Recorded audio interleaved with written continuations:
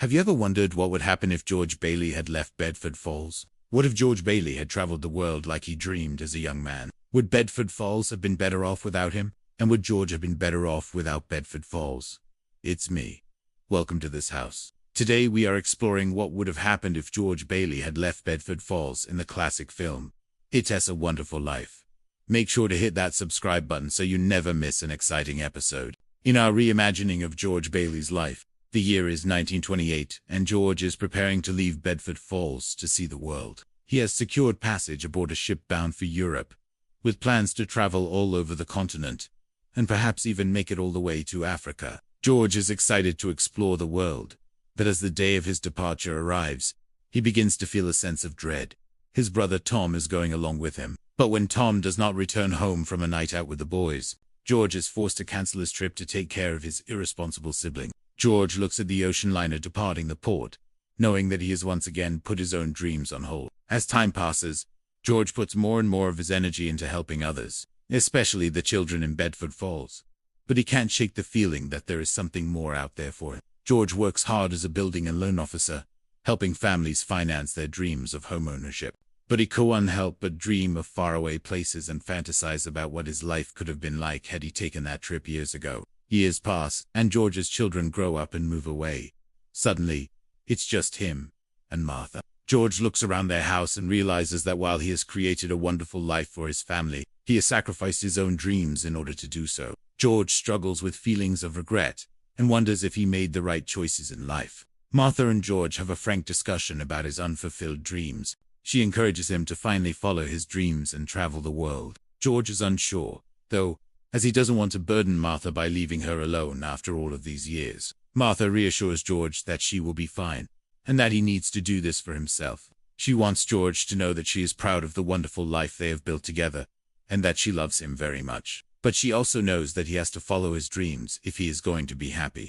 With Martha's encouragement, George decides to finally take that trip around the world. He sets off on his adventure, excited to see everything he has missed out on. George travels to Europe, Asia, and Africa, seeing amazing sights and experiencing different cultures. He meets new friends along the way, but he can't help but feel a sense of loneliness. He realizes that a part of him will always remain in Bedford Falls. George visits Niagara Falls and is mesmerized by its beauty. As he stands there watching the water cascade down the falls, he remembers a young boy who dreamed of traveling the world. George realizes that he is living that dream, but it is not the same as what he imagined. George visits the Empire State Building and stands in awe of the city around him. He remembers a young boy who dreamed of being an architect and designing buildings like this. But George realizes that his dream was not to build buildings, but to experience the world. George walks around Times Square, taking in the sights and sounds of the city. He remembers a young boy who dreamed of being a performer and entertaining people. But George realizes that his dream was not to perform, but to live life to the fullest. As George travels around the world, he realizes that his dream was not to go to all of these places, but to simply be free. He realizes that he needs to return to Bedford Falls and confront his fears about growing old and staying in one place for too long. Meanwhile, back in Bedford Falls, the town is continuing on without George. Uncle Billy is still the town drunk, always looking for a handout. Sam Wainwright is still the rich man in town, always trying to make deals with George. And the people of Bedford Falls are still relying on the building and loan to help them achieve their dreams. But things are not quite the same. Bedford Falls is missing George. The Bailey brothers' building and loan is struggling and the town is starting to change. People are moving away and new businesses are coming to town. Bedford Falls is becoming more like Pottersville every day. The people of Bedford Falls remember all of the good that George has done for them over the years. They remembered how he helped them get their homes and how he always lent a helping hand. But they also remember his kindness and compassion. They miss his smile and his sense of humor. They miss the way he always made them feel like they were the most important people in the world. Years have passed, and George is now an old man. He has traveled the world and experienced all that he dreamed of, but he is still lonely. George decides it is time to come home. He returns to Bedford Falls and is shocked at how much it has changed. The town is not the same, and neither is he. George is now an old man, and he is scared to see how the town has progressed without him.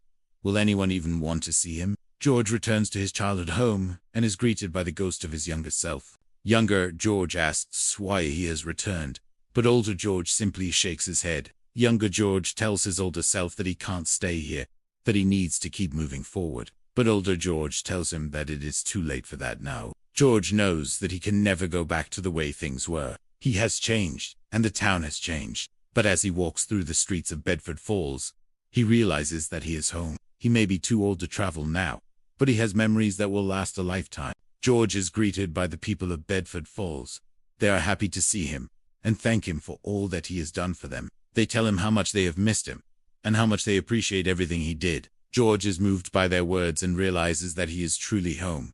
George goes to see Martha. She is surprised to see him, but she is happy to have him back. George tells her about his adventures and shows her the souvenirs he has collected. Martha is supportive and understanding. She knows that he needed to do this for himself, and she is glad that he finally got to experience the world. But Martha and George both realize that their lives have changed, and there is no going back. They are both older and wiser now, and they need to accept that. Years pass, and George grows old in Bedford Falls. He spends his days reminiscing about his adventures and his nights playing cards with his friends. He is content with his life, knowing that he lived it to the fullest. George passes away peacefully in his sleep, surrounded by the love of his family and friends. He is remembered as a hero, a legend, a man who showed everyone that even in the darkest of times, there is always hope. So, what would have happened if George Bailey had left Bedford Falls? Would Bedford Falls have been better off without him? And would George have been better off without Bedford Falls? We can't say for sure, but we can imagine that both places would have certainly missed him. George Bailey was a man who dreamed of seeing the world, but chose to stay in his hometown and help others achieve their dreams. He was a man who made the ultimate sacrifice, giving up his own happiness for the sake of others. But in the end, it was his sacrifice that made him a legend. Thank you for joining me on this house. If you enjoyed this video, please make sure to hit that thumbs up button and subscribe so you never miss an exciting episode. And while you wait for our next story, do not forget to turn your porch light on and leave us a comment below letting us know what you thought. Until then, this is me. And remember, some people just want to watch the world burn. Others just want to watch the Bailey brothers building and alone burn.